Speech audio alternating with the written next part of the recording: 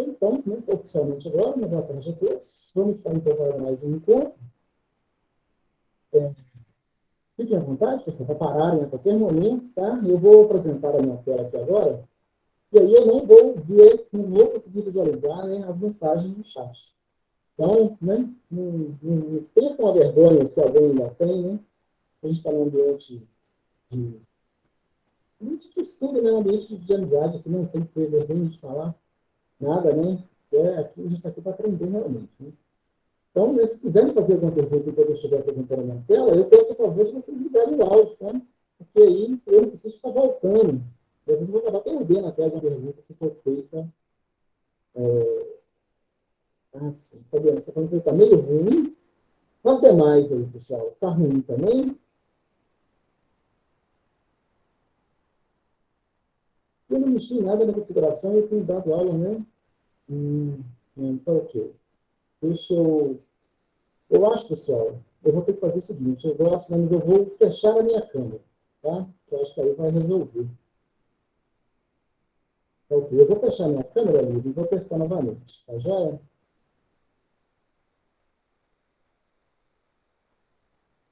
Então, agora, melhorou um pouquinho?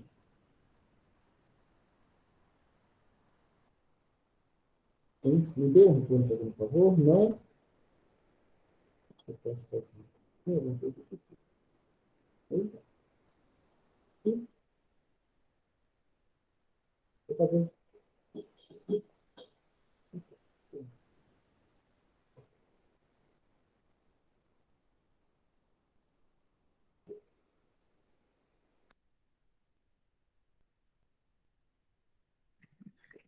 Melhorou, pessoal?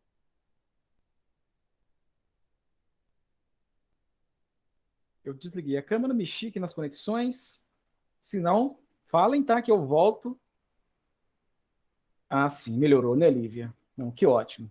Então, vamos prosseguir aqui. A minha imagem não vai fazer diferença, né? Eu vou apresentar aqui agora a minha tela.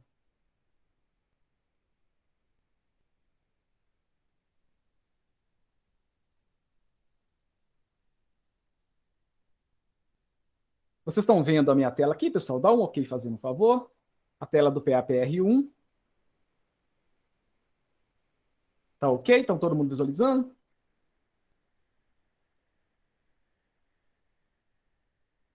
OK, então, pessoal.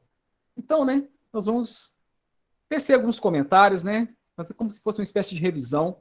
Era interessante nesse momento, né, que os alunos aí, vocês já estivessem, né, feita a leitura desses 2 capítulos que a gente sugeriu, e que também tivesse assistido essas videoaulas, né? É o interessante porque aí vocês só chegam para o encontro síncrono, né, com dúvidas. Mas, né, independente se fizeram isso ou não, né, eu vou tecer alguns comentários gerais sobre esse tema, tá? Eu vou apresentar aqui agora, então, né, uma outra tela. Então, pessoal, né, vamos falar um pouquinho então, né? Esse material que está aqui, se vocês quiserem, até a gente disponibiliza, né? Ele já está completo. Ele tem a parte de tratamento também.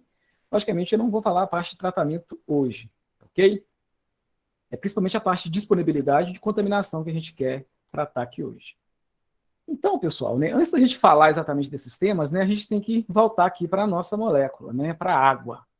Então, todo mundo aí fez disciplinas de química, né, no mínimo aí a fundamentos da química, e também fizeram disciplinas de química, né, no ensino médio.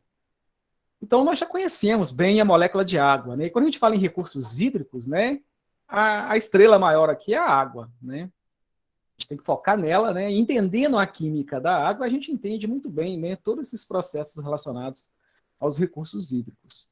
Então, aqui tem algumas informações, pessoal, que, né, eu espero que todos tenham elas bem claramente, né, sobre a molécula de água. Né? A gente sabe a composição, né, 2 átomos de hidrogênio, 1 de oxigênio.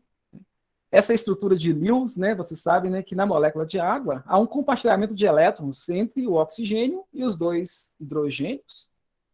Aqui está, né, mostrando a estrutura de Lewis, a estrutura eletrônica de pontos, né, da molécula de água. Aqui uma estrutura plana, né, aqui a estrutura molecular, a forma molecular.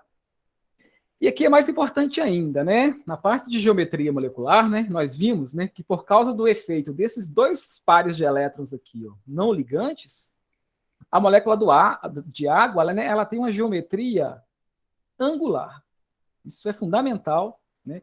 Ela sendo angular, pessoal, né, isso a gente vê lá no Fundamentos da Química, né? Então, isso faz com que ela seja uma molécula polar. Porque as ligações entre o oxigênio e o hidrogênio, né, são ligações covalentes polares. Né? O oxigênio ele é muito mais eletronegativo do que o hidrogênio. Então, há uma separação de cargas aqui na molécula de água, né, onde a carga negativa, né, parcial, que não é total, né, ela se concentra sobre o oxigênio, né, e as partes, né, e aí as cargas parciais positivas, né, se concentram sobre o átomo de hidrogênio. Então, né, há um momento de dipolo diferente de zero para a molécula de água. Isso faz com que a molécula de água seja uma molécula polar. Okay? E, logicamente, ela sendo polar, ela vai dissolver, pessoal, interagir muito bem com substâncias polares. Isso faz muita diferença para a gente, né? De cara, a gente já imagina que substâncias apolares não vão se dissolver bem em água. E é o que realmente acontece. Isso faz muita diferença, então, na hora que a gente trata dos poluentes, né? Os contaminantes da água. Um contaminante que também seja polar, ele vai se dissolver na água, espalhar sobre todo aquele curso de água, né? Já um contaminante apolar, ele tende, né, a ficar na superfície. Se ele for menos denso do que a água, e se ele for mais denso, ele vai afundar, né, ir para o fundo, né, daquele corpo hídrico, ok? Mas é importante a gente saber que a molécula de água ela é polar. Logicamente, por ser polar, ela tem interações do tipo, né, de polo, que são interações bem fortes. E, além disso, a água tem uma propriedade, né, muito interessante, né? Como ela tem o hidrogênio ligado ao oxigênio, pessoal, e todas as moléculas que têm hidrogênio, né, ligado ao oxigênio, ou ligado ao flúor ou ao nitrogênio, elas fazem também um tipo de ligação intramolecular que é chamada ligação de hidrogênio. É uma ligação muito forte. Então, além da água ter interação covalente, de ter, né, interações intermoleculares do tipo de polo, já tem uma força expressiva, né? Ela ainda tem um outro que é ainda mais forte, que são as ligações de hidrogênio. Né? E todas as moléculas, né, que têm hidrogênio ligado a qualquer um desses três átomos, né, formam. Então a água, né, é polar e ainda ela forma ligações de hidrogênio. Isso que dá essas propriedades que a gente conhece para a água, né? Por ter esse tipo de interação que é relativamente forte, que é as ligações de hidrogênio, a água tem uma temperatura de ebulição elevada, muito elevada, né? 100 graus ao nível do mar. Né? Isso é considerado elevado em relação a outras substâncias de massa molecular semelhante.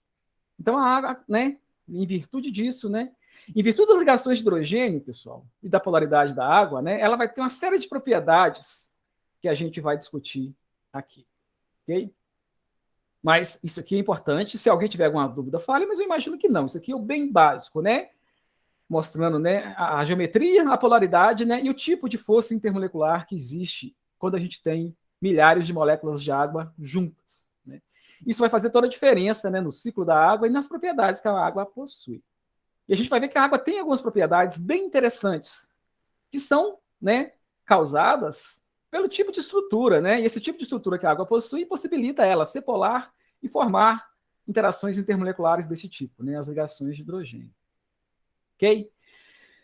Lembrando aqui novamente, né, pessoal, quando a gente fala, né, em química, é importante, né, a gente está falando aqui de água no momento, né, que envolve o hidrogênio e o oxigênio, mas a gente vai tratar de uma série de compostos, né, que são formados por alguns ou vários desses elementos, né, que estão presentes, né, organizados aqui na tabela periódica, né. A gente vai falar dos metais pesados, né, de uma série de outros compostos orgânicos e inorgânicos, né, todos eles, né, são formados por um ou mais desses átomos que estão aqui colocados. Por que a água é tão importante, pessoal? Né? A água é vital. A gente quer entender a vida, né? A gente tem que entender a água, porque a vida surgiu na água. Né? Essas propriedades que a gente falou aí agora atrás, né? O tipo de ligação que a água possui, né? E o tipo de estrutura e o tipo de ligação que ela possui, né? Que ela forma, ligações intermoleculares, né? São as ligações de hidrogênio, permite que a água tenha algumas capacidades, pessoal. Uma delas é a capacidade de absorver e reter calor. A água tem realmente essa capacidade. Ambientes ricos em água, né? Isso já tem a ver, pessoal, que as moléculas de água, elas giram, elas têm um movimento translacional e rotacional, né? Isso independente de qualquer temperatura, logicamente em temperaturas mais elevadas, esses movimentos se aceleram, né? Esses movimentos de girar que a água tem, né, é que faz que ela tenha uma capacidade de reter e absorver calor. Então, nesses movimentos que ela executa, né, ela consegue absorver e reter muito calor. Por isso que em regiões úmidas, né, a temperatura varia muito menos. Né? Há variação lá. Né? Em regiões secas, regiões desérticas, há uma variação, né, uma amplitude térmica muito grande. Né? Em regiões já mais úmidas, nas regiões litorâneas, por exemplo, próximas aos grandes rios, a variação é menor, né? Porque boa parte do calor que chega ou que é retirado do ambiente, né, ele, se tiver muita água, ele não, né, ele é absorvido e retido. Okay? A água ela tem uma capacidade, né, ela é fundamental no metabolismo. A gente tem muita água dentro do nosso organismo. Né? O ser humano tem uma média de 70% da massa do corpo é água. Né? E ela, logicamente, ela vai dissolver, pessoal, compostos, principalmente aqueles compostos polares. Né? E assim, só voltando aqui, né, a gente falou que a água ela é polar, então ela dissolve compostos polares.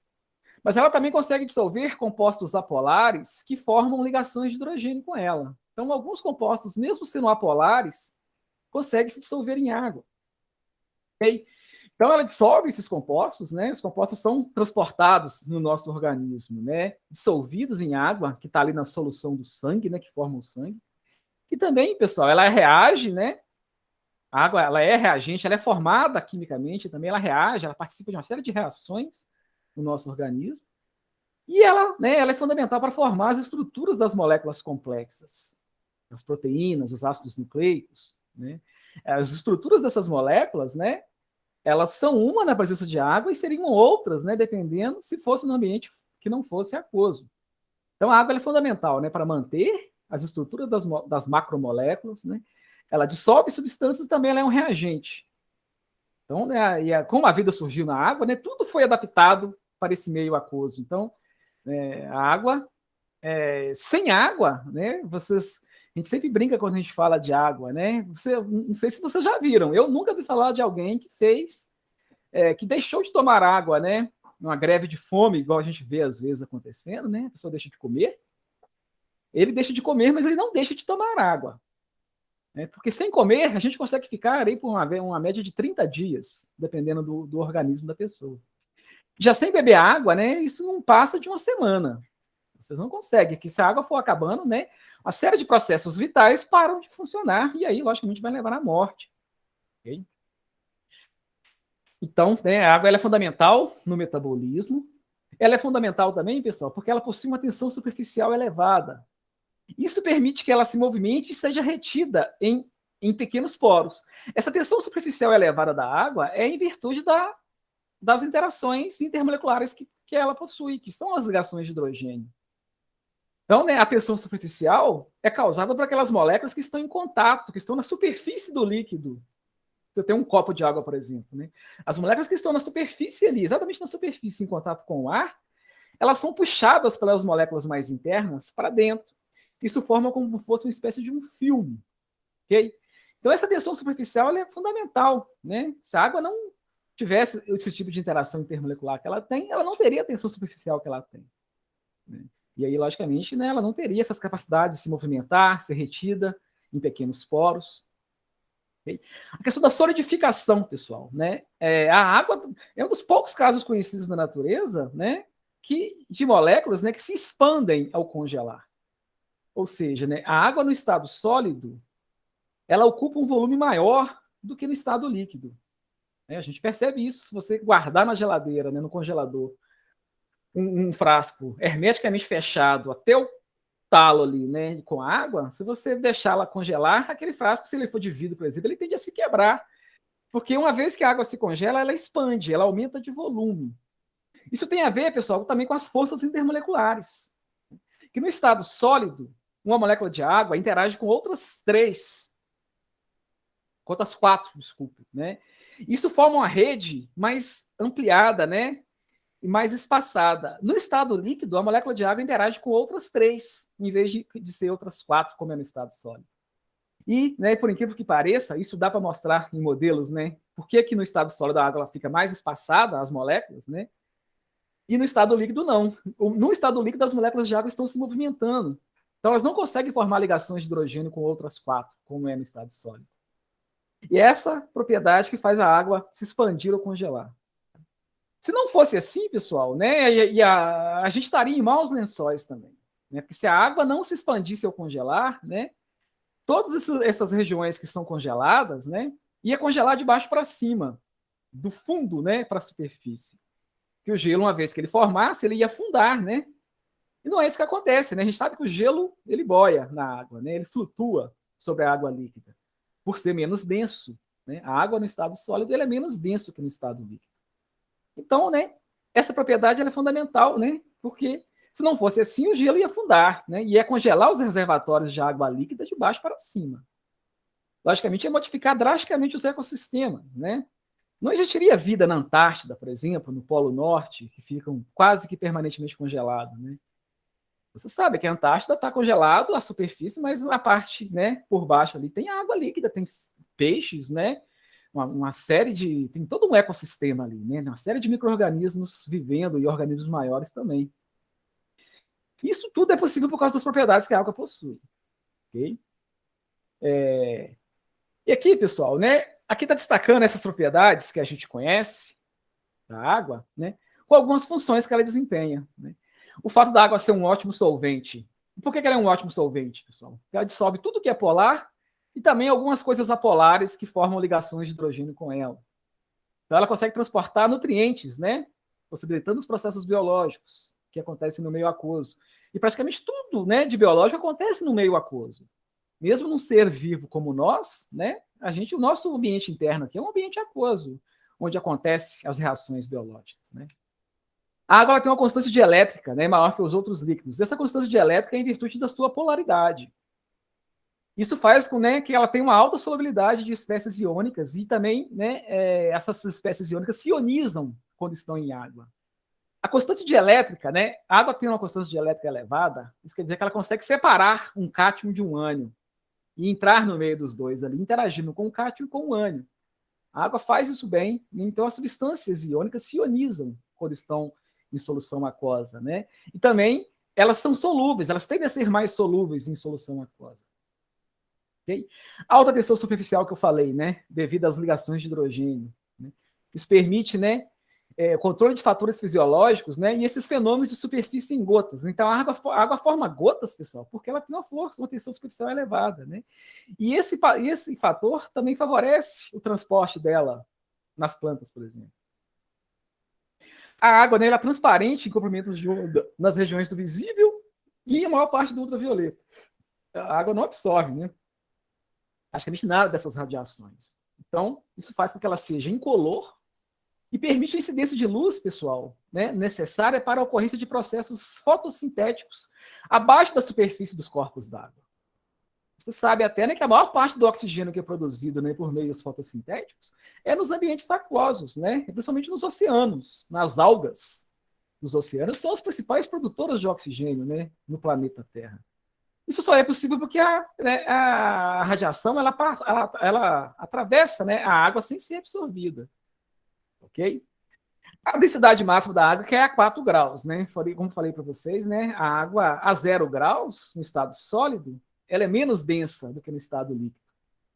A máxima densidade que a água atinge é a 4 graus Celsius, exatamente. Né? Então, isso permite, né, a flutuação do gelo, essa circulação vertical de nutrientes na coluna d'água. O alto calor de evaporação que a água possui, por isso que ela evapora, né, a 100 graus. Né? Isso ajuda o controle e transferência de espécies. O alto calor latente de fusão e a alta capacidade calorífica que a água possui, né? Isso permite, né, a estabilização da temperatura no ponto de congelamento e também a estabilização da temperatura de organismos vivos. A nossa temperatura, por exemplo, ela se mantém estável, né, por volta de 37 graus. Isso é muito mais fácil da gente conseguir, pessoal, porque a gente está num ambiente aquoso, né? A gente tem 70% de água no nosso organismo. Então, a gente consegue estabilizar melhor a temperatura. Ok? Então, essas são algumas propriedades, né? E algumas funções que a água desempenha, né? Ela só consegue desempenhar porque ela tem propriedades bem específicas, né? E a água, pessoal, então ela é muito boa, né, é fundamental, a gente depende dela para viver, mas também nós sabemos que muitos problemas chegam até a gente devido ao consumo de água, né? Aqui está trazendo, por exemplo, algumas doenças infecciosas, né, que são por veiculação hídrica, né? Então a água ela é fundamental, mas também ela traz muitas doenças. Então é muito importante o tratamento, né, correto, né, dos recursos hídricos. E aqui estou mostrando, né, algumas doenças, né, alguns problemas causados, né, por principalmente doenças infecciosas, né, que tem relação com o meio aquoso. Mas sim, pessoal. Então vamos para a parte de, né, de onde que está a água, né, do planeta. É a disponibilidade primeiro. Vamos tratar da questão da disponibilidade da água, né? Onde que ela está, a quantidade, né? E o tipo de residência nos reservatórios da biosfera. Vamos focar, logicamente, no nosso planeta. A gente vai ver aqui, pessoal, se eu somar todos esses valores que estão aqui, né? Aqui a gente estão os principais reservatórios que temos, né? Os oceanos, geleiras, água subterrânea, lagos, né? Atmosfera e os rios e cursos de água menores. Se a gente somar esse valor total aqui, a gente vai ter a quantidade, né? É mais de 1 bilhão de quilômetros cúbicos de água que existe no nosso planeta. Então, né? Ainda mais, acredita-se que em alguns outros planetas do universo aí existam também água líquida, né, ou sólida. Mas focando no nosso planeta, no planeta Terra, na biosfera, é essa quantidade. E essa quantidade já está aqui há bilhões de anos. Então, existe muita água no nosso planeta. E essa água já está aqui, pessoal, há bilhões de anos. Tudo indica que essa água foi trazida, né, por cometas. Acredita-se, né? E as condições favoreceram que a água existisse aqui na Terra no estado líquido. Mas aí, pessoal, então, existe muita água no nosso planeta, existe, muita. Então, é balela se vocês ouvirem um dia, né, que a água do nosso planeta vai acabar. Jamais isso vai acontecer. Por que ela acabaria, né? Ela já existe há tantos bilhões de anos, né, a quantidade absurda, não tem por que acabar. Né? Ninguém, né? A ciência não mostra isso, a água não vai acabar.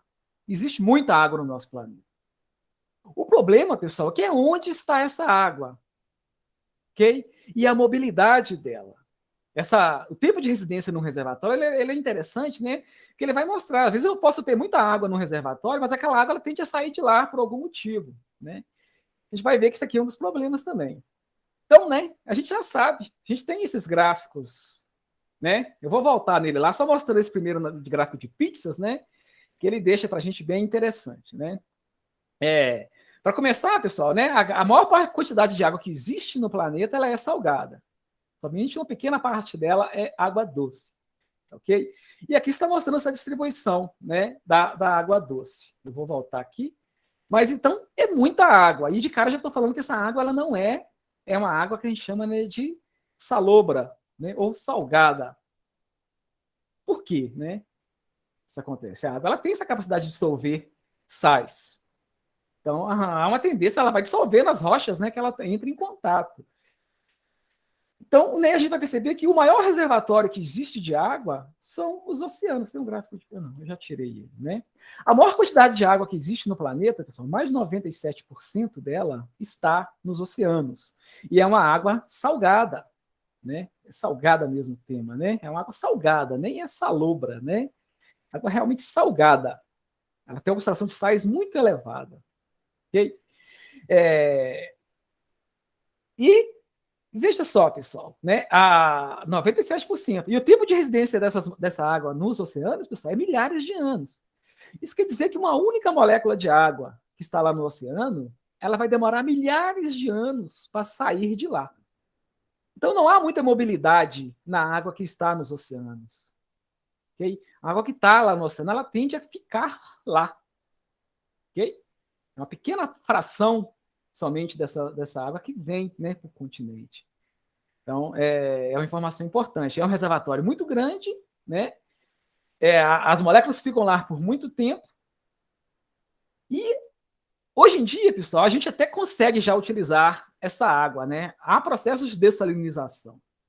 Muitos países já estão utilizando. Okay? Mas ainda é um processo muito caro.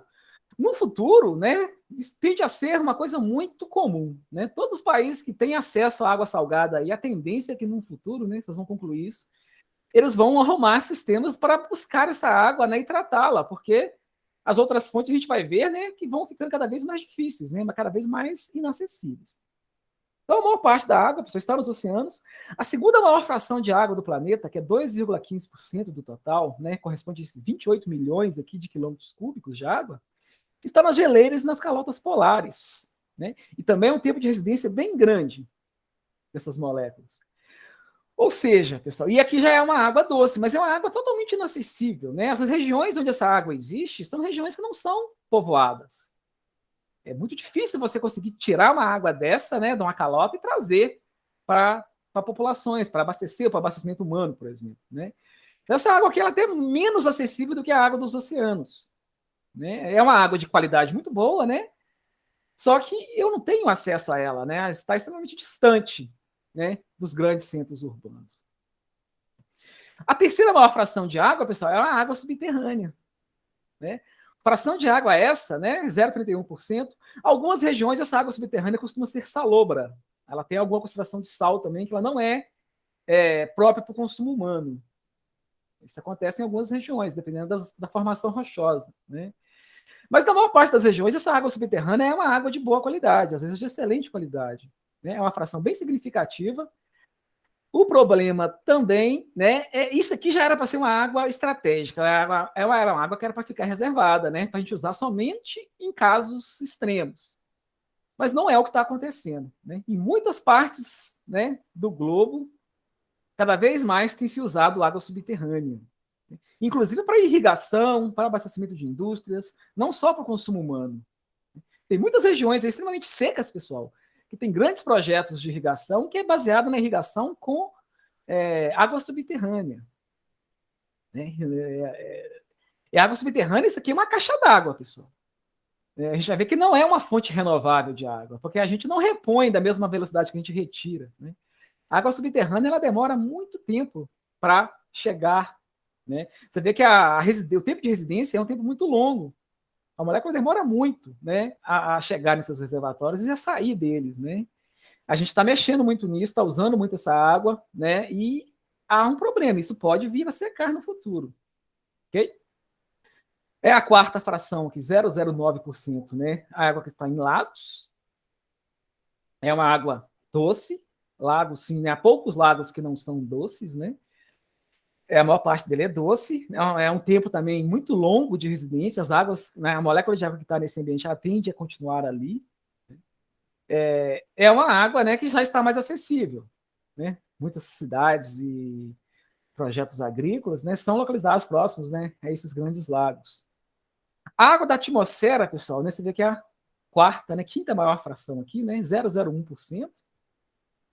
Mas aqui já é uma água que se movimenta muito, né? As moléculas tendem a ficar pouco tempo na atmosfera, só que também é uma água que não está acessível para o nosso consumo direto.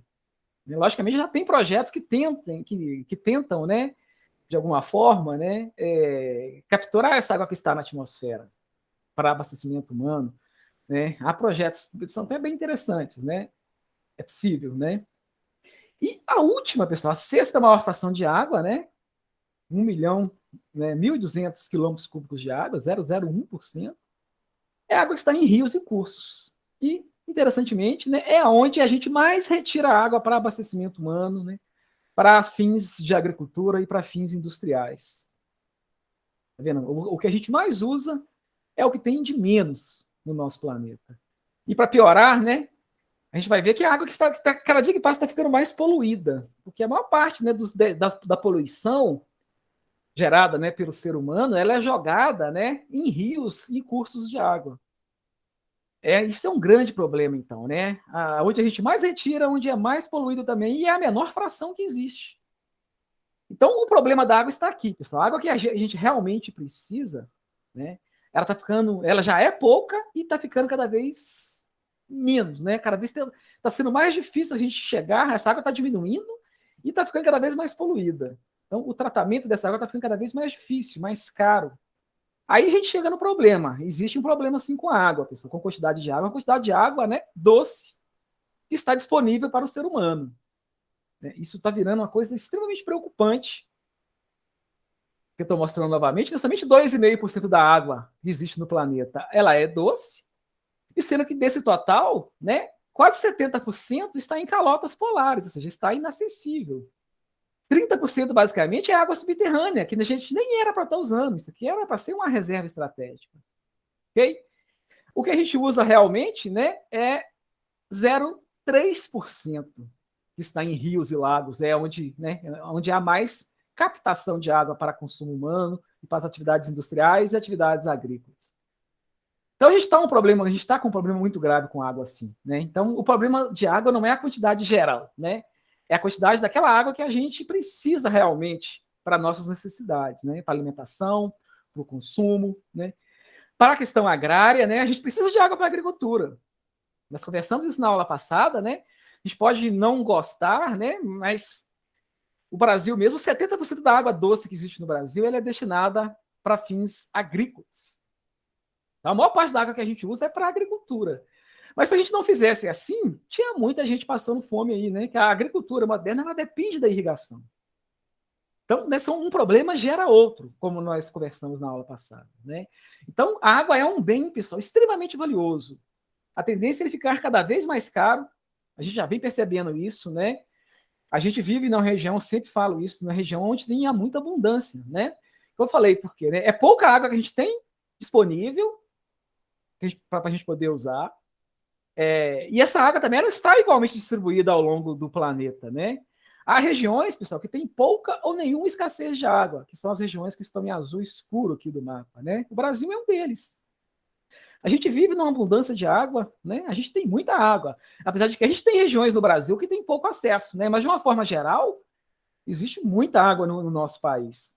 E já em outras regiões, não existe quase nada, né? Nas regiões desérticas, né? Mesmo o continente africano é um continente que sofre muito, né? E também o Sudeste Asiático. São regiões muito populosas, né? Que tem uma carência, né? Que tem uma escassez, né? Igual onde está em vermelho, aqui é uma escassez física, é uma questão de desertos, são regiões desérticas, né? O que está em verdinho aqui, pessoal, é a escassez econômica. Existe até água, mas são países tão pobres que eles não conseguem, né, fazer essa água chegar na população, né? E tem regiões que estão próximas da escassez física, ou seja, está acabando realmente a água que existe naquela região, né? Então, a água é um problema extremamente grave. Para mim, é o principal problema, pessoal. É o grande problema da humanidade. Vai haver, tem soluções? Tem, mas são soluções cada vez que vão ficando cada vez mais caras, mais dispendiosas, né? E aí esses países pobres, então, vão ficando para trás, né? Então, eu sempre brinco, né, com os amigos, quando a gente está dando aula desse tema, né? Quem tiver uma propriedade rural, cara, e tiver nascentes, consulte os especialistas da área e proteja essas nascentes, cuide dessas nascentes, né? Quem consegue, né, ter uma propriedade dessa que produz água, né, ele vai ter um bem fenomenal para ser comercializado num futuro talvez não tão distante, né? Mas são os produtores de água. Em muitas cidades, aqui no Brasil mesmo, aqui na região da Serra da Mantiqueira, né, tem um projeto muito interessante disso, né, que são os produtores de água. Então, as prefeituras, né, elas pagam aqueles produtores, né, produtores rurais que estão, né, fazendo processos, né, para preservar e para aumentar a quantidade de água que é produzida, né, que é gerada aí nas suas propriedades. Então, muita gente já está tendo retorno financeiro com isso, né, por estar protegendo as nascentes. Ok? Então, é um problema extremamente grave, pessoal. Agora, para a gente entender, nós já vimos a química da água em si, a disponibilidade dela, onde que ela está, né? E aí, para a gente entender um pouco mais, a gente tem que entrar no que a gente chama de ciclo da água, né? O ciclo da água ele é muito comum, né? A gente estuda o ciclo da água desde o início, quando a gente começa a estudar, lá no ensino fundamental 1, o aluno já tem noção, né, sobre o que acontece com a água, né?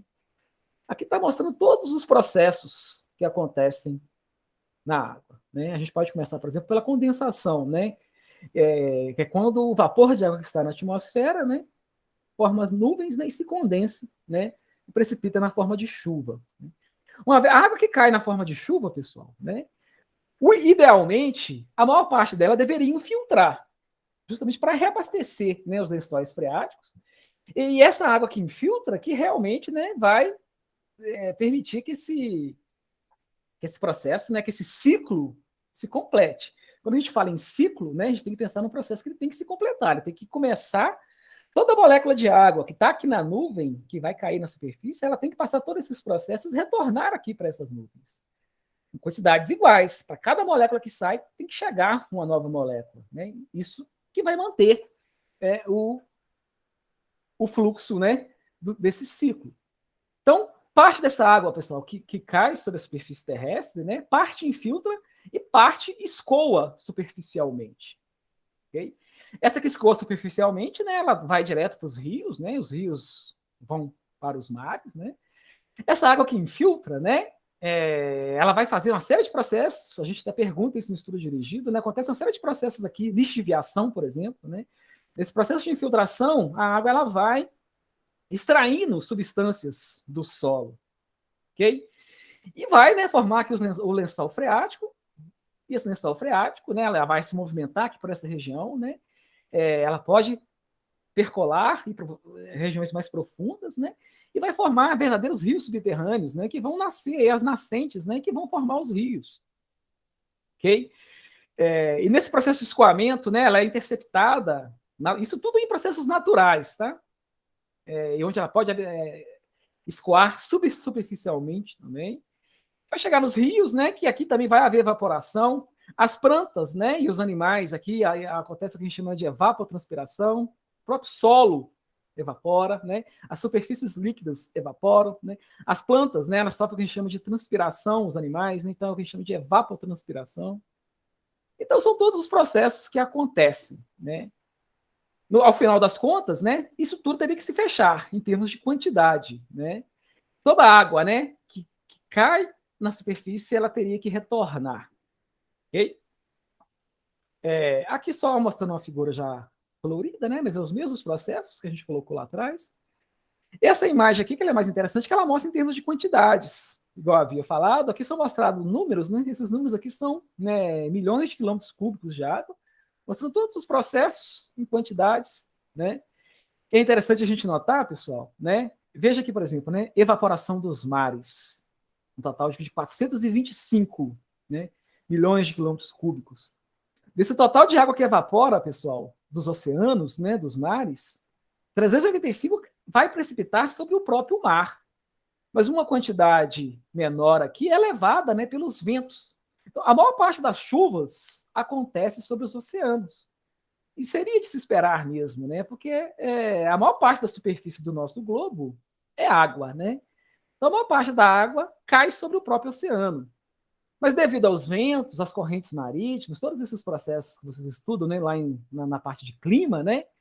Isso força, né, uma pequena parcela dessa água, que é 40 aqui no total, né, é trazido pelos ventos, né, do mar, né, para o continente, e aí vai evaporar, vai precipitar, formar nuvens e precipitar sobre o continente, né? E esse ciclo vai se fechando, pessoal. Tem que se fechar. Tudo que sai, né, tem que voltar. Okay? Aqui está mostrando alguns conteúdos, né, de águas que está presa, né, nas rochas sedimentares próximas à superfície terrestre, né? Existe conteúdo de água que está aqui nos oceanos, né? Um total absurdo, como havia mostrado lá no início, né? E aquela água que escoa superficialmente até chegar aqui nos oceanos. Você vê que é 40, ó. É o mesmo tanto, né? Que vai vir pelos ventos, é o mesmo tanto também que fecha aqui, ó, que precipita e que evapora das superfícies terrestres. Teria que ser assim, né? E aqui mostrando aqui os outros conteúdos, né? O vapor atmosférico e esses outros quantidades aqui. Então essa é a dinâmica do ciclo da água. O ciclo da água, pessoal, vocês podem perceber, né, pelos processos que a gente cita aqui, praticamente não tem nada de processo químico, né? O que causa, o que provoca o ciclo hidrológico, né, é basicamente, né, a energia que vem dos raios solares, né, a energia solar que faz essa água evaporar, né, a força da gravidade que faz essa água condensar. Basicamente, essas são as forças que faz ela infiltrar no solo, né, tudo isso é gravidade. Logicamente, enquanto a água está infiltrando no solo, pode acontecer alguns processos químicos, né? Ela vai dissolvendo outras substâncias. Que, na verdade, não são processos químicos, não, são processos físicos também. Então, na verdade, o ciclo da água é basicamente processos físicos. Nesse processo de evaporação e condensação, quando evapora, o que é rompido? a molécula de água continua intacta aqui, né? O que se rompe são as ligações de hidrogênio entre uma molécula e outra. E quando ela condensa, né, o que é formado aqui é a ligação de hidrogênio entre uma molécula de água e outra. Então, é uma brincadeira aqui de romper e formar ligações de hidrogênio entre moléculas de água, né? O ciclo da água é basicamente isso. Processos eminentemente físicos. Okay? E como que o ser humano impacta, pessoal, o ciclo da água? O que a gente tem feito? Né? E a gente vai ver que esse impacto humano é que vai causar essas mudanças no ciclo global. O ciclo da água, esse ciclo natural que a gente colocou aqui, né, a gente está interferindo nele. A gente percebe claramente interferências. A gente vai listá-las aqui. Né? São basicamente 4. Esse aumento de Runoff, né, ou aumento do escoamento superficial. Runoff, né, é um termo em inglês que é bem comum na área ambiental, mas eu até gosto mais do termo em português, né, que é escoamento superficial. É um processo natural, né? A água escoa superficialmente. O que está acontecendo, pessoal, devido à mudança de uso da terra, o que é isso, né? É desmatamento, né? Derrubar florestas para se construir cidades, estradas, plantações. Qualquer tipo de mudança de uso da terra, né? Você destruir a cobertura natural, né? A cobertura nativa. Qualquer mudança desse tipo, né? Mudou o fim, o uso daquela terra, você vai causar aumento do escoamento superficial. Né? A gente chama também de enxurrada, enchente. Né? Isso é causado, pessoal, né? Porque se o ciclo da água tivesse perfeito, boa parte dessa água ia infiltrar. Mas devido a essas mudanças, né, a impermeabilização do solo causada por essas mudanças, em vez de infiltrar, essa água está escoando superficialmente. Está interferindo no ciclo da água, ela era para estar infiltrando, ela não está infiltrando. E para piorar, né, isso traz uma série de problemas para a nossa sociedade, né? Destruições mesmo, né? Os grandes problemas que as enchentes causam. Todo ano é a mesma coisa, né? Tem uma parte do ano que a gente sofre com a seca, aí muitas queimadas, né? E já tem aquela parte do ano que a gente já sofre muito com as cheias, né? Com as enchentes. Sempre traz muito desastres, né? A gente percebe hoje em dia que qualquer chuvinhazinha traz grandes problemas nas cidades, principalmente.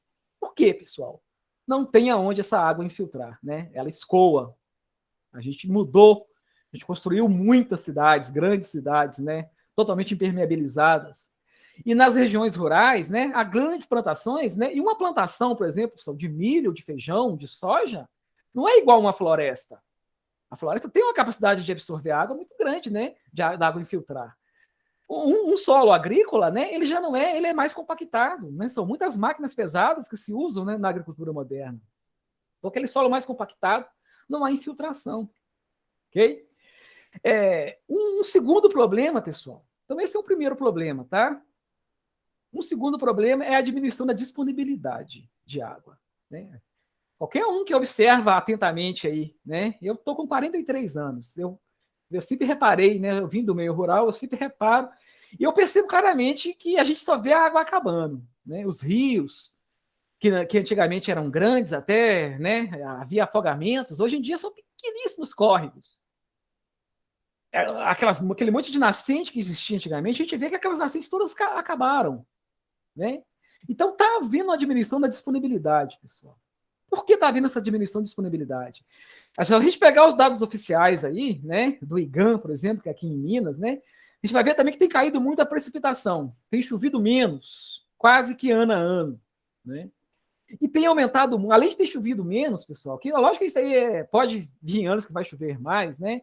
Mas de uma forma geral, nos últimos 10 anos, né, tem caído muito, né, a incidência de chuvas e não para o consumo, né? O consumo de água só aumenta. A população está aumentando, então, né? E mesmo a população, mesmo que ela não aumente, só da população melhorar de renda, pessoal, esse consumo também aumenta. Então, percebe-se claramente uma diminuição da disponibilidade de água em rios e, principalmente, pessoal, em aquíferos. Como eu falei, né, o consumo de água subterrânea só está aumentando. Né? Os Estados Unidos, por exemplo, estão usando água subterrânea, né, vocês vão ver lá no nosso livro, né, há muito. E o Brasil também. Né? Quase aqui na minha casa, por exemplo, eu tenho um poço. Né? E é comum, aqui em Barbacena a gente tem muito problema com água, né? A gente vê que muitas residências aqui, os edifícios aí, eles constroem, né? reservatórios e poços, né, semi-artesianos, que é mais fácil de fazer, né, não precisa de autorização. Mas, né, há uma diminuição da disponibilidade, pessoal, tanto em rios e também nos aquíferos. Tem cidades inteiras, pessoal, que são mantidas com água subterrânea. Aqui em Barbacena você vai ver bairros inteiros aí que são mantidos com água subterrânea, né, e em várias outras cidades. Tem cidades que é praticamente inteira, cidades grandes até, né, espalhadas aí pelo Brasil. Então, né, está diminuindo a disponibilidade. E aí eu vou estar interferindo no ciclo. Né? E essa disponibilidade está diminuindo devido ao consumo, né, principalmente agrícola, que é o que mais consome. Em segundo lugar, o consumo industrial. E em terceiro, o consumo doméstico. Okay? Então, isso é um problema, isso interfere no ciclo. Uma terceira causa, a gente vai discutir aqui bastante, né? Até, né, o nosso livro mesmo, o capítulo 2 lá, ele vai tratar exclusivamente dessa parte de poluição, né? Os contaminantes que afetam a qualidade da água, né? A gente vê, então, né, que está tendo problemas no ciclo, diminuição de disponibilidade, né, muito escoamento, e essa água está ficando cada vez de pior qualidade, pessoal. Há muito problema muito grave de poluição da água, de rios e aquíferos. E o que mais polui são os efluentes, né? Da agricultura, das indústrias e também os efluentes domésticos. Então, né, nós comentamos um pouquinho disso lá no início, né? A gente tem poucos locais onde captar água, né? E esses poucos locais, que são os rios, principalmente, né? Eles estão ficando cada vez mais contaminados. Isso está afetando o ciclo. E um quarto fator, pessoal, é o confinamento. Há muitos casos, né, de represas e barragens, né, para vários fins, né. Algumas represas e barragens são construídas, né, para controlar as enchentes, por exemplo, né. Mas há muitas represas que são para abastecimento, né, ou para geração de energia elétrica e também para abastecimento para propriedades rurais, né, para o consumo de animais e para irrigação e também para abastecimento humano e também de empresas, né. Muitas empresas, alguns ramos, né, consomem a quantidade de água muito grande, né? Outros ramos menos, como a gente vai ver aqui. Okay? Então, esses são os principais impactos que nós observamos que o ser humano tem causado, né, no ciclo hidrológico. Ok? Passar aqui rapidamente, né? Aqui mostrando cada um deles mais detalhado, algumas informações aqui, né? O aumento de runoff, que é o aumento do escoamento superficial, é devido à mudança de uso da terra. Né? Aqui mostrando, né, máquinas pesadas trabalhando, aqui um solo, né, de máquinas também trabalhando no solo agrícola, né, que aqui mostrando a questão da erosão. Que um dos problemas, né, aqui já afetando o solo, né, o escoamento superficial, além dele afetar o ciclo hidrológico, ele afeta muito o solo, porque a maior parte do solo, e principalmente aquele solo de melhor qualidade, né, aquele solo mais rico, ele é levado pela água das chuvas quando elas escoam superficialmente. Então, né, a mudança de uso da terra é um dos principais problemas. E são coisas também que irreversíveis, né? A gente vê nossas cidades aí, as plantações, a gente não vê muita tendência de mudar. Ok? Parece que chegou alguém, só um minuto. Não. Alguém falou alguma coisa? Assim, uma mensagem aqui, né?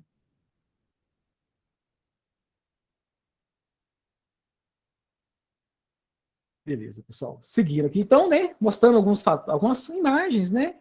E falando a questão de estradas, pessoal. É um problema que tem, né? Alguns autores têm ressaltado, além de, quando a gente pensa em escoamento superficial, em cidade, isso é claro, né? Qualquer cidade, qualquer estrada asfaltada. Mas mesmo uma estrada rural, uma estrada que é feita em meio a florestas aí, né? E a questão das culturas agrícolas, né? Isso tem efeitos também muito graves. Porque não é igual uma floresta nativa.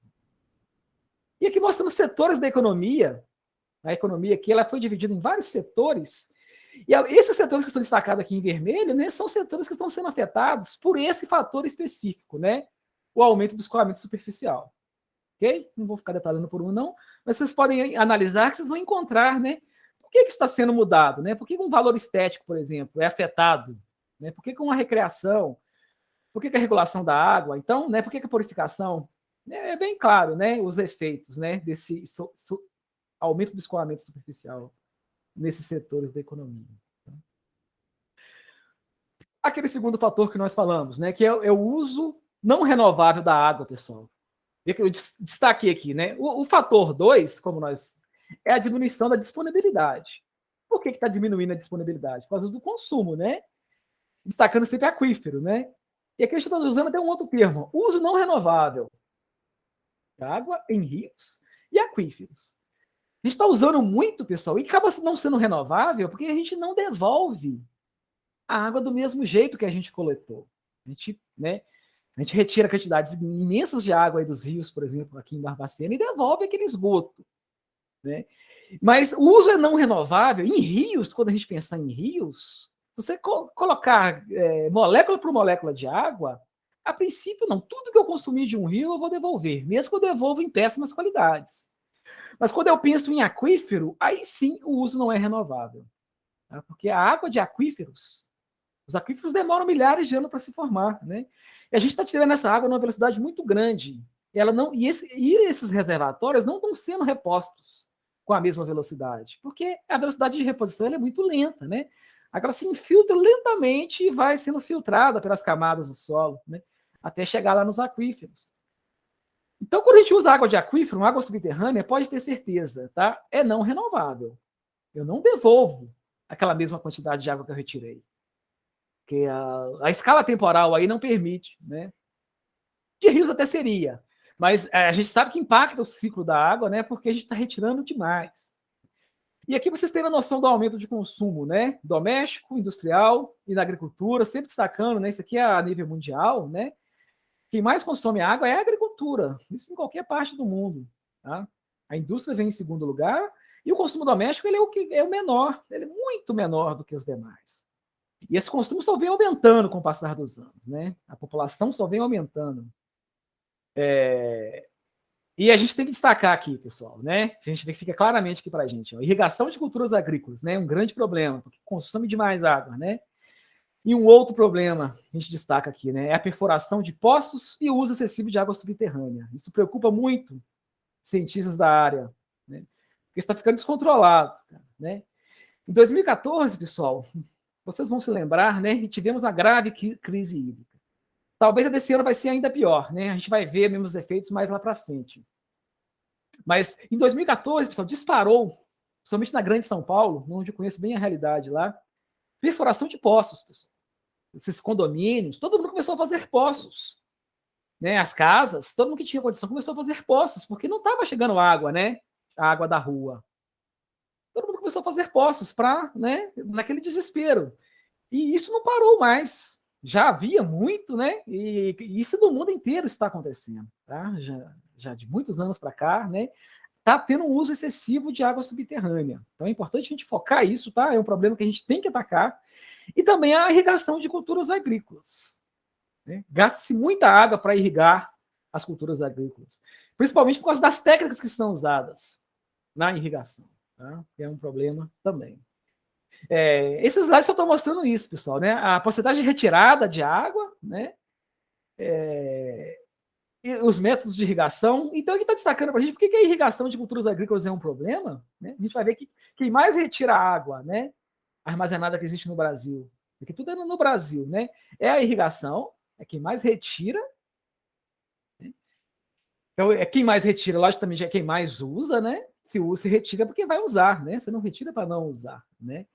E por que quem mais usa, pessoal? E usa muito mal, né? A agricultura usa muita água, porque a maior parte dos métodos, aqui está mostrando métodos de irrigação, tá? São métodos muito pouco eficientes. Então, há uma briga nisso aqui também, né? Isso já é uma questão que envolve os agrônomos, né? Basicamente aí, né? Tem que se melhorar os sistemas de irrigação. Tem que se usar sistemas. Vocês já entenderam que a gente precisa de irrigação, porque a gente precisa de produzir alimentos. E uma das formas de aumentar a produção de alimentos é a irrigação. Né? Eu preciso de irrigar, mas vamos irrigar usando métodos cada vez mais modernos, né? Que consomem menos água. Isso aí tem que ser uma preocupação constante. Okay? E o consumo de água, né? Muitos de vocês com certeza conhecem imagens como essa, né? A nossa sociedade, ela gasta água demais, pessoal, né? Muitas das atividades, né? Muitos dos produtos que nós utilizamos, né? Para produzi-los, mesmo que a gente não vê claramente, né? Gasta-se muita água, ok? Aqui a gente tem alguns casos, né? Para se produzir um único litro de leite, eu vou gastar 1.000 litros de água. Imagina que loucura, né? Em toda a cadeia, né? Para me produzir uma única garrafa de vinho, né, de 720 ml, né, 750, né? Eu gasto 720 litros de água. Um único bifezinho de 300 gramas, eu gasto 4.500 litros de água. Né? Uma única fatia de queijo de 500 gramas, né, meio quilo de queijo, eu vou gastar 2.500 litros de água. O consumo de água é absurdo em alguns setores. Okay? E aqui a gente poderia ampliar isso aqui, né, para me produzir uma camisa, uma peça de roupa, né, para me produzir um aparelho eletrônico aí, uma televisão, um celular. Tudo que a sociedade nossa, né, produz, gasta-se água, tá, pessoal? Nas várias partes da cadeia produtiva aí de cada produto. Tudo gasta água. Às vezes é só para lavagem, às vezes, né, no caso da agricultura, né, o consumo do animal, né, o consumo da planta, aquilo que é desperdiçado. Né? Então, são todos casos aí. Né? Então, gasta-se água demais. E tem regiões que tem água de menos. Então, tem que haver um zoneamento. Né? Não tem sentido a gente produzir algum setor que gasta muita água numa região que tem muito pouca água, né? Vai ter problemas, né? Mas é importante isso, né? A gente gasta-se muita água, a indústria gasta muita água, a agricultura gasta muita água, a indústria gasta muita água. Okay? E as residências também gastam muita água, pessoal. Logicamente é bem menos. E é quem mais sofre, né? Quando há problemas aí de... Não é quem mais sofre, todo mundo sofre quando há problemas de crise hídrica, né? Acho que chegou alguém, só um minutinho.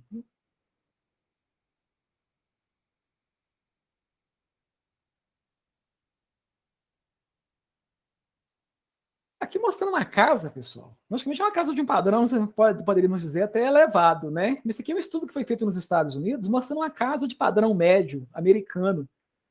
Né? Que no Brasil, com certeza, seria menos que isso, mas algumas coisas valem. O que acontece para lá vale para eles também, vale para a gente aqui também. Principalmente a questão de consumo interno. Ok? Mas acredita-se, pessoal, né? Que uma casa, isso aqui é uma casa para 4 pessoas. Ok? Acredita-se que um consumo médio, né? Isso é um consumo médio. Uma casa dessa vai gastar uma média de 280 litros de água por dia, o consumo interno, né? E mais uma média de 280 litros no consumo externo. Ok? Esse consumo interno aqui é interessante, que aqui bate muito com o nosso, pessoal. Né? Esses valores aqui vão variar muito de casa para casa, do número de pessoas, né, na casa. Mas o que se gasta dentro de uma residência, pessoal, isso aqui é muito válido, né? Onde se mais gasta água dentro de uma residência é no toalete, pessoal, é na privada. É uma média de 45% do que se gasta de água, né, numa residência é no toalete. Né? A gente brinca aqui, né, para lavar xixi e lavar cocô. Né? É isso. Outros 30% é para o banho. A gente vê que só a parte de banho e uso pessoal, né? Uso do banheiro, vai 75% da água. Né? Cozinha e lavanderia é outros 20%, e somente 5% é usado para beber e para preparar alimentos, que isso sim aqui é vital, né? Todo o restante aqui, a princípio, poderia, né, ser modificado. Okay? Então é importante a gente ter essa noção, né? Gastamos muito água para fins não nobres. E para piorar, né? Isso aqui no Brasil, praticamente em 100% das residências, pessoal, só chega nas residências aqui no Brasil um único tipo de água, né? É uma água potável, geralmente ela é de muito boa qualidade, mas só ela que chega na nossa casa. E essa água é usada para todos os fins. Para fins nobres, como alimentação, né? E também para fins nada nobres, que são, né, o uso do banheiro. Não vejo problema, temos muita margem. Como eu falei, né, o consumo humano ele é o menor dos 3 setores que consomem água. Né? Mas mesmo no consumo humano, a gente consegue diminuir esse consumo. Né? Tem que se buscar, né? É trabalho de um gestor ambiental aí, né? De que todo mundo que lida na área ambiental, buscar alternativas, né? Tecnologias que tentem, né? Reduzir esse consumo de água no interior de uma residência. E o consumo externo, então, pessoal, né? É um consumo que totalmente ele pode ser desprezado, pode dizer assim, né? Não é um consumo nobre. E o consumo externo, né? Somente água para beber e cozinhar, pessoal. Basicamente, também a água para o banho e para o uso pessoal, né?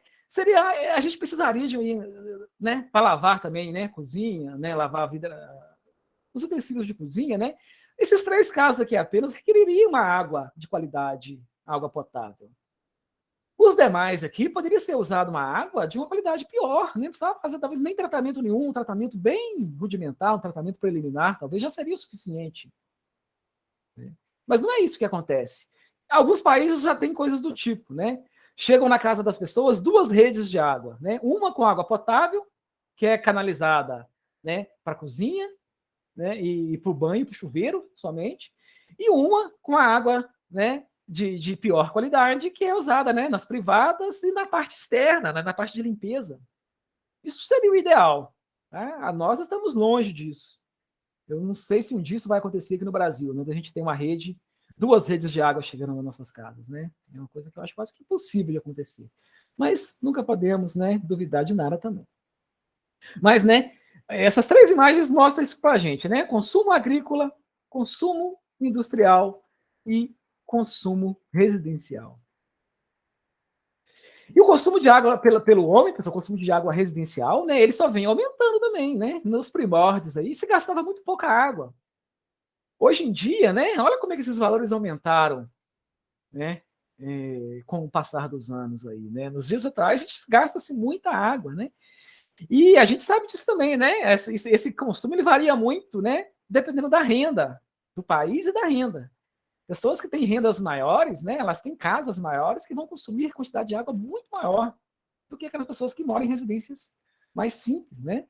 E também países mais pobres consomem menos do que os países mais ricos, e assim, porque nas cidades grandes consomem mais que as cidades pequenas. Isso é bem que lógico, né? Mas o consumo do água só foi aumentando, né? Os costumes da população mudaram demais, né? E os costumes modernos, né? Eles consomem grandes quantidades de água. É um problema, né? Tem como mudar isso? Mudar esses padrões? É muito difícil, né? Então, a água é um problema grave, né? Como eu tenho destacado. E esse uso não renovável da água, pessoal, né, ele afeta também setores da nossa economia. Então, pessoal, a conta vai chegar. A gente vai falar de todos os fatores aqui, né? Mas o que a gente destaca é isso. A conta vai chegar um dia, cara. Vários setores estão sendo impactados. Talvez um dos setores que mais vão sofrer com a falta de água vai ser a própria agricultura, né? Como que vai se conseguir irrigar tantas coisas, né? E essa produção de alimentos, se não vai ter água para isso, né? E aí vai faltar alimento. Você vê como é que um fator vai levando a outro, né? São problemas muito graves que têm que ser atacados. Um terceiro fator, né? Isso a gente vai destacar bem. Depois eu vou passar lá para o nosso livro para a gente fechar, né? Eu vou destacar os principais poluentes. Aqui também ele destaca os principais setores que poluem, né?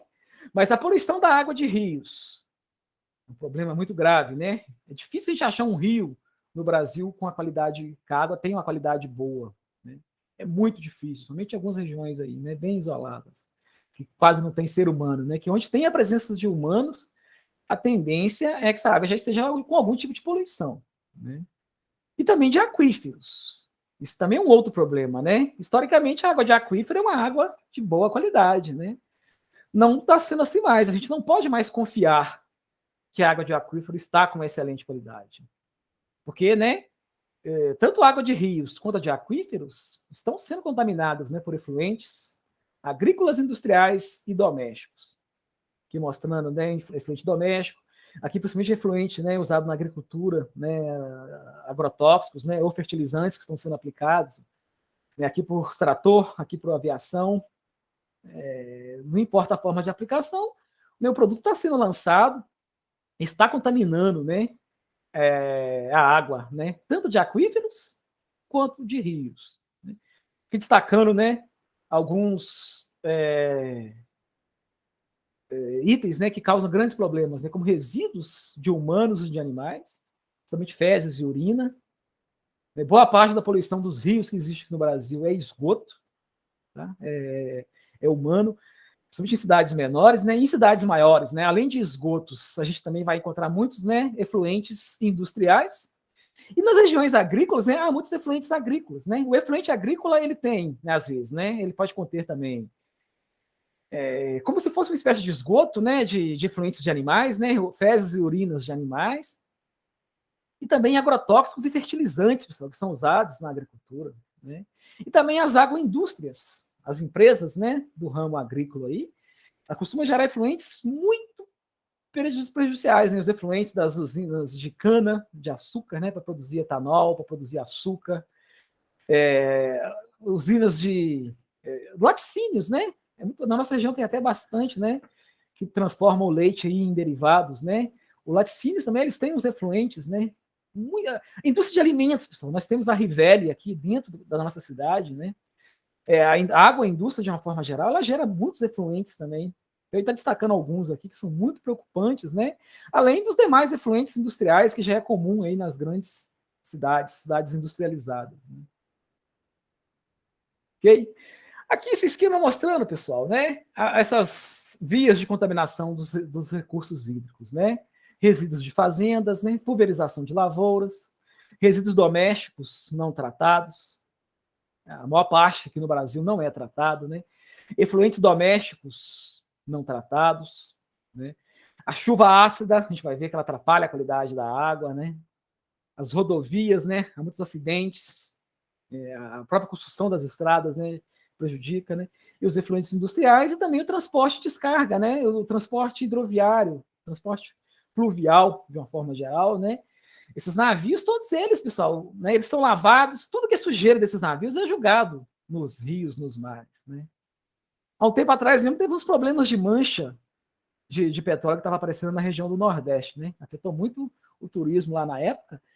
E muitos dos estudos estavam mostrando que poderia ser, pessoal, devido à lavagem, esses navios petroleiros que transportam petróleo, né, de países para outros países, né? Esses petroleiros, eles passam por um processo de lavagem. Essa lavagem acontece em alto mar. É lavado mesmo, né? E aquele descarte ali da lavagem vai tudo para o oceano, né? Então, acredita-se que boa parte daquele problema que causou na época foi devido à lavagem de petroleiros, né, em alto mar. Mas o que são as diversas fontes, né? As diversas rotas que esses resíduos efluentes, né, chegam aos corpos hídricos, né? Aqui está destacando, pessoal, as principais fontes, né? A poluição natural, que ela existe, né? Principalmente chuvas, a salinização, que é o caso da água do mar, principalmente, né? Decomposição de vegetais, animais mortos, né? Há alguma poluição natural, ok? A poluição industrial, fábricas de papel e celulose, né? Usinas de açúcar e destilaria de álcool, refinarias de petróleo, indústrias siderúrgicas e metalúrgicas, indústrias têxteis, né? Frigoríficos, curtumes, laticínios, eu havia citado alguns deles, né? São indústrias, né, que causam poluição, né? A poluição urbana, né, principalmente esgoto doméstico, líquido ou sólido, né, lançado direta ou indiretamente nos cursos de água. Essa poluição que eles chamam de agropastoril, né, principalmente praguicidas, fertilizantes, praguicidas aqui, agrotóxicos, né, de uma forma geral, excrementos de animais e a erosão do solo. A mineração é uma atividade extremamente poluidora, né? A gente viu muitos casos, a gente vai falar bastante disso aqui ao longo da disciplina, né? O principal problema da mineração é a disposição de materiais inertes que sobram, né? Aqueles resíduos da mineração. E ali também, né? São materiais inertes, mas que já geram problemas se houver rompimento dessas barreiras, né? Igual já aconteceu. Em Minas Gerais isso é frequente, né? Infelizmente. E também, pessoal, esses resíduos, né? Alguns são inertes, mas esses resíduos que estão armazenados aí nessas represas de rejeitos de minério, eles podem ter elementos tóxicos. Geralmente tem. Elementos esses que são usados no processamento do minério. Né? A mineração é um grande problema para algumas regiões e para o nosso estado, né? Isso é muito problemático. E tem essa poluição acidental, né? Que é causada por acidentes. Acontece em alto mar, acontece nas rodovias o tempo todo, né? Sempre está acontecendo, né? Acidentes com caminhões que estão transportando cargas perigosas, ok? Mas decorre do armazenamento de materiais, né? Na linha de produção ou no transporte, pode acontecer. E aqui as classes de poluentes, pessoal, né? O livro destaca melhor isso, ele discute cada agente desse mais detalhadamente, né? Mas materiais, né, que causam problemas, né? Problemas para a água, são aqueles lixos que desoxigenam a água. Ou seja, isso aqui é matéria orgânica, pessoal, principalmente, né, materiais vegetais e animais, que vai consumir o oxigênio que está na água, né? Vai elevar o que a gente chama de DBO, demanda bioquímica de oxigênio. Isso, na verdade, o que causa? Causa desoxigenação. E faltando oxigênio na água, né, vai gerar mortandade de peixes e de outros animais que ali vivem. Okay? Então, qualquer material, né, de fonte orgânica, principalmente, né, vegetal ou animal, lançado nas águas, ele é um poluente, porque ele vai causar o que a gente chama de desoxigenação.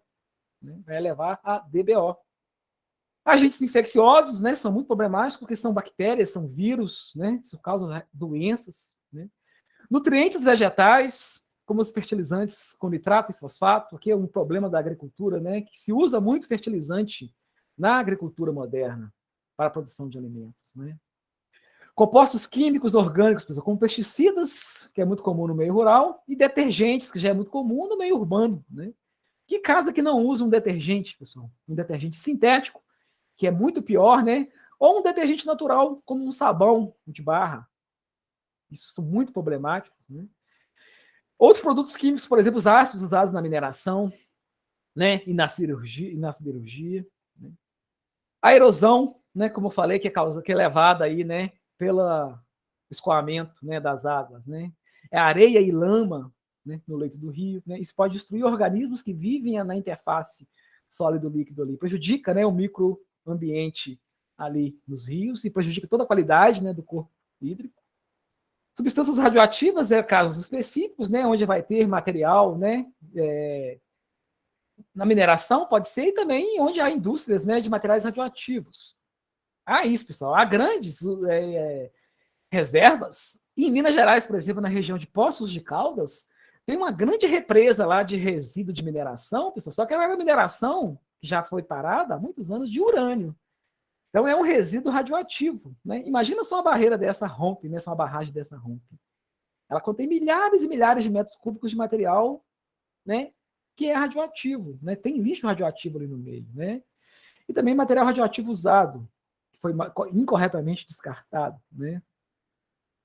E uma última classe de poluente aqui é o calor, pessoal. Né? Os corpos hídricos, eles são poluídos pelo calor. Cada água, né, em cada corpo hídrico que ela está, ela tem uma temperatura ambiente ali. Vai variar de acordo com o horário do dia, com a época do ano, varia até pouco, né?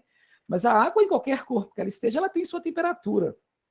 Alguns processos industriais, né, lançam ali, às vezes, uma água muito quente ou uma água muito fria, né? Por exemplo, a água usada no sistema de refrigeração industrial.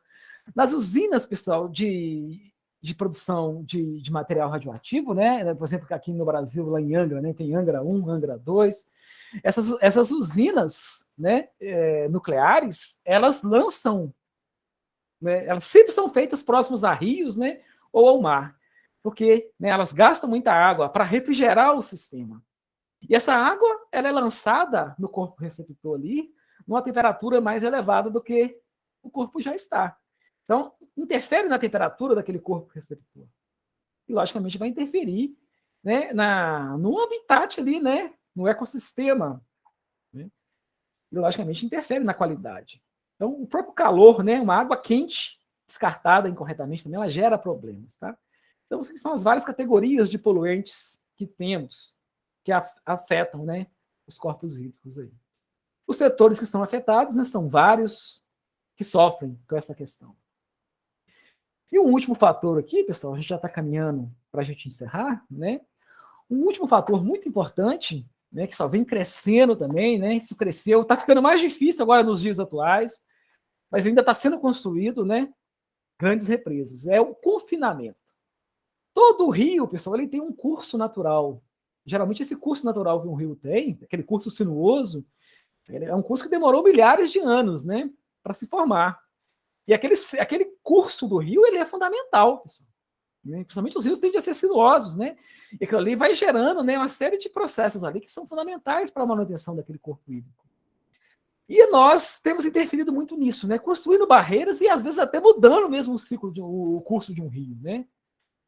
Há muitos processos, né, de construção de barragens, né, de represas e também de mudança de cursos de rios. Isso acontece, né? Acredita-se que 50% da água que escoa em rios por volta do nosso planeta aí, ela é interceptada de alguma forma. Tá? e principalmente para a construção de barragens e represas. E essas são construídas principalmente, né, para uso agrícola, né? O Brasil tem muitas dessas, lá no Nordeste, principalmente, né? Para hidrelétricas, o Brasil também tem muitas, pessoal, né? A Itaipu, que é um exemplo, né? E também para cidades, pessoal, para abastecimento humano, né? Todas as grandes cidades, ela tem grandes represas que foram construídas, né? Represas artificiais, que foram construídas para a manutenção, né? Para abastecer, né, aquela cidade. Então, são muitas as represas. Aqui está mostrando a represa Billings, né? Lá em São Paulo. Em São Paulo tem também a Guarapiranga, isso dentro da cidade, né? Aqui em BH a gente tem a Lagoa dos Ingleses, tem outras lagoas aqui na região, né? Aqui em Juiz de Fora, né? A Chapéu d'Uvas. Aqui uma represa lá em Moçambique, né? Para uso agrícola. Na região Nordeste a gente tem várias, pessoal, dessas represas que foram construídas, né? Lá no meio do semiárido, para abastecer projetos agrícolas de produção de frutas que tem naquela região. E frutas para exportação, é até interessante, né? Ressaltar. Está retirando água aqui do Brasil e mandando para lá, porque é um sistema que gasta muita água, né? Inclusive a transposição do São Francisco, né? Que é uma coisa que a gente pode pensar assim absurda, né? Como é que se transpõe água, né, de um rio?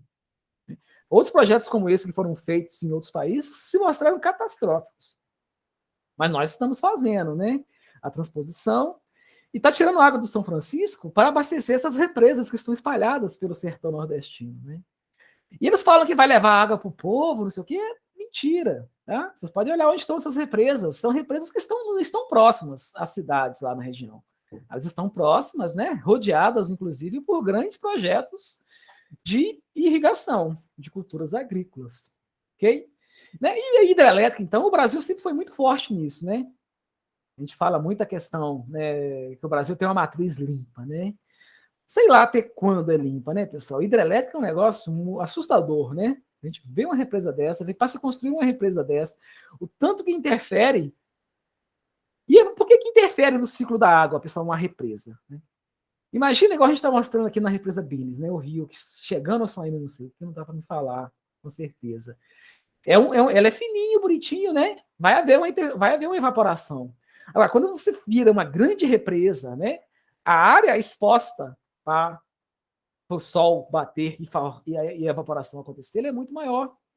Então, nas represas, a evaporação é muito maior do que num rio estreito. Então, você interfere no ciclo da água quando você confina. Né? Você interfere na evaporação. Todos esses processos que a gente falou aqui, pessoal, né? A questão da poluição, que foi o anterior, né? Por que a poluição interfere no ciclo? Porque, pessoal, né? Uma água, uma vez que você joga coisas nela, ela não evapora mais do mesmo jeito. Então, você interfere na evaporação da água. Então, a poluição também, né, ela interfere no ciclo da água como um todo. Né? Como eu falei, no uso também, retira, né, e não repõe, no caso da água subterrânea, principalmente. Né? E no caso do escoamento superficial, né, essa água não infiltra, que é um processo natural ali do ciclo também. Então, interfere. Esses 4 fatores interferem no ciclo hidrológico, pedindo assim, né, que ela... Aqui só mostrando dados, tá? Mas só tinha parado aqui, né? Todos esses 4 processos, eles interferem nesse ciclo da água. O que acontece é que o ciclo da água não está mais cíclico, né? Esse ciclo não está se fechando. Então, a gente está interferindo e cada vez que passa, esses efeitos vão ficando cada vez piores, né? Isso vai trazer, né? Como eu falei, a conta vai chegar. Tá? A conta vai chegar. Não só na questão da economia, tá? Aqui está mostrando também os setores, né, que o confinamento de água interfere, não só na questão da economia, mas também o mundo como um todo tende a sofrer muito com essa diminuição, né, com esses efeitos no ciclo hidrológico. Né? O ciclo hidrológico não se completando pode demorar muitos anos, mas a gente vai sofrer efeitos cada vez mais devastadores, né, no regime de chuvas, na qualidade das águas, na quantidade dessa água, né, disponível para a gente poder estar usando. Então, né, é um problema muito grave, tá? A gente está impactando muito seriamente, né, o ciclo da água. O que eu vou falar na aula de hoje é isso, pessoal. Eu só quero mostrar aqui para vocês, ressaltando novamente a necessidade de vocês lerem o livro, que ele vai trazer mais detalhes, né? Nesse capítulo 1, ele vai trazer principalmente as informações a respeito da disponibilidade da água, né? O tipo da qualidade da água, né, da água doce, salobra, salgada. Vocês estão fazendo a disciplina de qualidade da água. Talvez vocês já viram isso com certeza, né? As classificações das águas, né? A classificação mundial, a classificação com base no CONAMA, né? O CONAMA é o órgão aqui no Brasil que regula todas essas questões relacionadas à água, ok? Aqui mostrando o nosso padrão, né? Para água doce, salobra, salgada, aquela questão de disponibilidade que eu havia falado, né? Onde que está a água que a gente realmente precisa, que a gente retira, né? Aqui distribuição em relação aos vários países, né? Nós sabemos que os vários continentes, né? Nós sabemos que a gente está numa situação até muito boa em relação à água, né? Tem gente em situação muito pior do que a nossa. Okay? Essa distribuição de água aqui no Brasil, mostrando também como que é de desigual, pessoal, né? Como que o Nordeste, por exemplo, né? É onde está, pessoal, né? A maior densidade, não é a maior, mas é uma das maiores densidades demográficas que existe no Brasil, né? 28% da população brasileira está no Nordeste e lá só tem 3% da água que existe no nosso planeta. Né? Enquanto na região Norte, né, que só tem 7% da população, quase 70% da água que tem no Brasil está na região Norte. Então há um problema de distribuição desigual da água. É uma questão já física mesmo, né, de característica geológica do nosso país. Mas há uma distribuição muito desigual. Né? Onde tem muita gente, tem pouca água. Então é um problema também que tem que ser atacado. E ele vai destacar, acho importante vocês lerem essa sessão sobre água subterrânea e os aquíferos, né? Ele vai discutir toda essa questão de água subterrânea e do seu uso, né? O que é uma água subterrânea, os vários, né, formas que tem de se captar água, né? Nos aquíferos, né? Aqui as principais províncias hidrológicas que tem aqui no Brasil, né? Para vocês saberem onde está, né? As principais reservatórios de água subterrânea que nós temos, ok? Como falei, pessoal, um profissional da área que vocês atuam, né, ele tem que conhecer a água, então é um tema que vocês têm que dominar de cabo a rabo. Todos os aspectos relacionados à água vocês têm que dominar bem, saber na ponta da língua, né, algumas questões. Principalmente na nossa região, como eu já destaquei. Tá? O capítulo 2 ele vai destacar os contaminantes. Joia? Ele vai detalhar, né, vai fazer um histórico aqui muito interessante, né, sobre a questão da contaminação da água. E como falei, né, a gente falou que existe uma série de doenças, por exemplo, que são veiculadas pela água, né? Então, a gente tem água que precisa de tratamento. A gente precisa de água, mas de uma água de boa qualidade. E nem sempre ela é encontrada assim, né? Mesmo naturalmente. E nos dias atuais, então, né, o ser humano tem impactado seriamente a qualidade desses corpos hídricos aí, né? Aqui ele vai mostrar as resoluções do CONAMA sobre essas questões de qualidade, ok? Os vários usos, o CONAMA ela divide a água, né, em doce, salina e salobra, e cada classe dessa tem subdivisões, né, especial 1, 2, 3 e 4, no caso das doces, né, a salina e salobra também tem suas subdivisões, e ela, né, o CONAMA, ele detalha, né, para que serve cada água dessa, para que ela é utilizada, quais fins, né, ela é direcionada, né. Por exemplo, né, uma água para ser usada no abastecimento doméstico, ela tem que ser uma água da classe especial, né, ou pode ser até nível 3, mas tem que ser tratada. Então, ela vai trazer todos os critérios, né, para cada uso, que tipo de água, né, podemos ter. Né? E a água, para ser classificada dentro desses parâmetros, pessoal, né, o CONAMA definiu uma série de critérios, ok? Uma série de parâmetros, né, para se analisar a qualidade, né? Parâmetros físicos, químicos e microbiológicos, ok? Esses vários parâmetros são discutidos aqui, ok? Um por um, não vou fazer isso aqui agora não, né? A gente não teria nem tempo, vai ficando cansativo, né? Mas ele explica muito bem, de uma forma bem didática, né? O que significa cada parâmetro desse. E é importante que vocês dominem e saibam o que significa cada parâmetro desse. Se tiver a dúvida em qualquer um deles, pessoal, somente esses parâmetros químicos, né? Entrem em contato, discutam comigo pelo WhatsApp, né?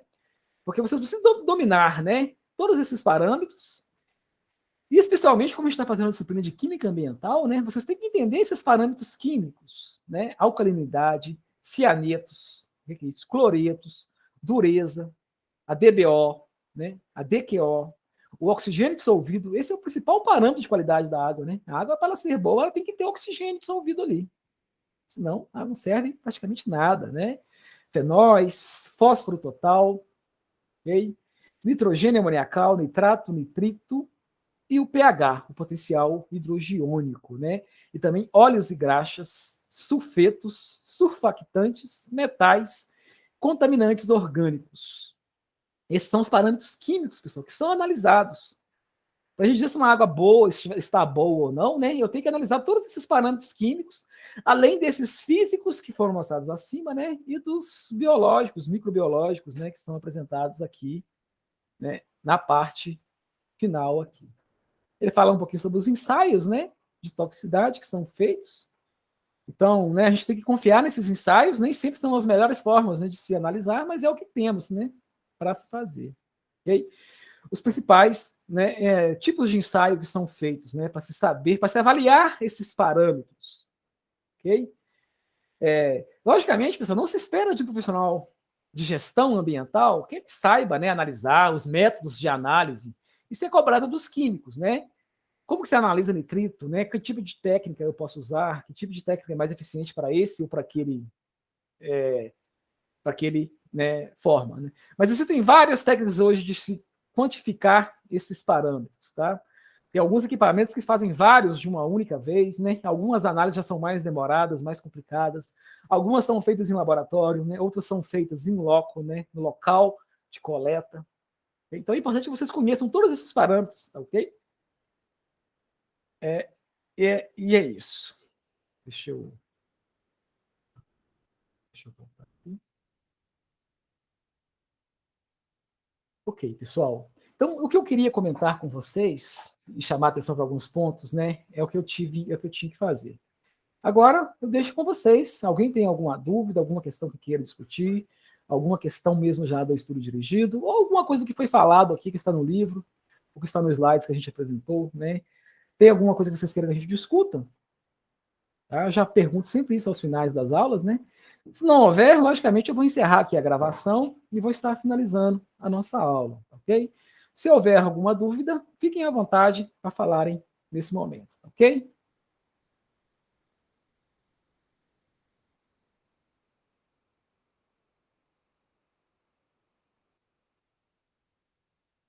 Alguém, pessoal? Nenhuma dúvida? Sem problemas?